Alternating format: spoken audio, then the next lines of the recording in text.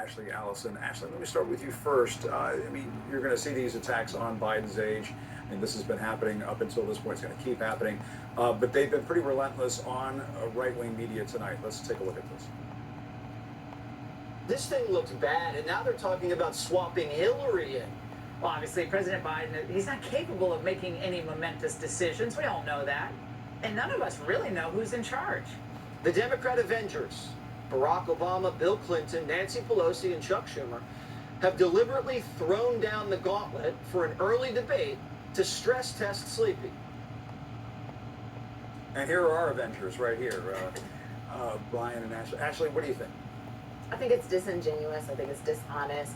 Yes, the president of the United States is old. He's 81 years old. There's no disputing that fact.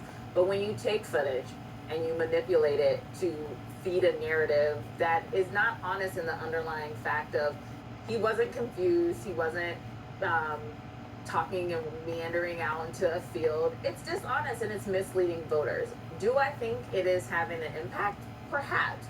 Because the way social media works is that there is no fact checker. And so a consumer, a voter can get this information and not maybe ever receive information that disputes it. So what the campaign has to do is continue to push back, let the American people feel the confidence of the president's ability to show up and represent them and draw that contrast about who are telling the lies and misleading them. Yeah, and Trump, Brian, as we saw with Trump over the weekend, I mean, he's prone to gas as well. He forgot the name of Dr. Ronnie Jackson. There have been some other moments as well. Let's watch. Let's take a look at this. I took a cognitive test and I aced it. Dr. Ronnie Johnson. Does everyone know Ronnie Johnson, congressman from Texas? Viktor Orban. Did anyone ever hear of him? He's probably like one of the strongest leaders anywhere in the world. He's the leader of, right? He's the leader of Turkey. Saudi Arabia and Russia will be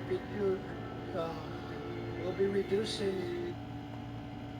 Yeah, I mean, Brian, we could do this all night. Go back and forth. I got my clips, you got your clips, and just do that all night. Does it get us anywhere? I would say this. I think here's the challenge. It's not Joe Biden's age. It really is this cognitive decline. And it's not misspeaking, because everybody misspeaks on television. I do, you have. And people get nervous, and they even conflate decades. I'll give those things to Joe Biden. It's the fact that he can't find a door becomes a problem. Like, he goes to the podium and he has to be told where to go. He's going to the wrong doors.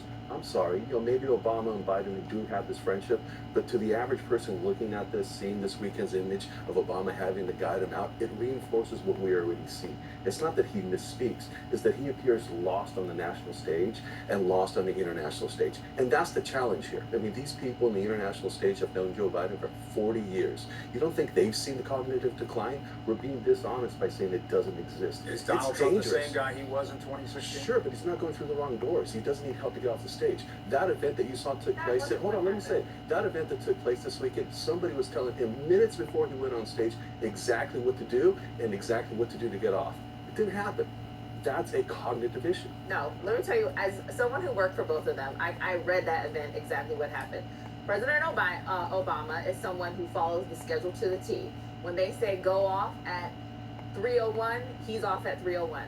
Joe Biden, when they say go off at 3:01, no matter what age he is, he always runs late. He would have stayed out there until every single person left that. And Biden and Obama, that's the role they've always played. And Obama was like, come on, Joe, it's time to go. Yeah. It wasn't he couldn't find. It looks bad, guys. It's not one video. It's not one clip. It's not this weekend. It's 3.5 years of his entire administration where he looks lost on stage, where somebody has to show him where to go, where the door is. I'm sorry, guys. It looks bad. Come on. And you have to admit, I mean, some of these videos have been deceptively edited. But listen, Howie Kurtz over on Fox this past weekend. Hold on a second. Calling it out. I remember during Trump's term when CNN showed President Trump dumping a bunch of fish food to the koi ponds with the Prime Minister of Japan, saying that was disrespectful, that was out of protocol. That was a selective edit. And the Trump people complain, and the Biden people are going to complain too. Nobody is free of that game. CNN plays it, Fox plays it, MSNBC plays it, but you can't say it's solely one. Brian, CNN and Fox are nowhere. Excuse me? You guys, let's go back to that coverage. Nearly in the same category. Come on. Hours dedicated. So then how come Fox didn't acknowledge that Donald Trump made a misspeak about the Ronnie Jackson? I can't tell why Fox doesn't acknowledge these things, but I just said minutes ago that both politicians speak. That's a normal So why thing. don't we call it We're truth? covering both. They don't. But anyway, Yeah. let's talk about this poll out of Iowa showing former President Trump with a commanding lead over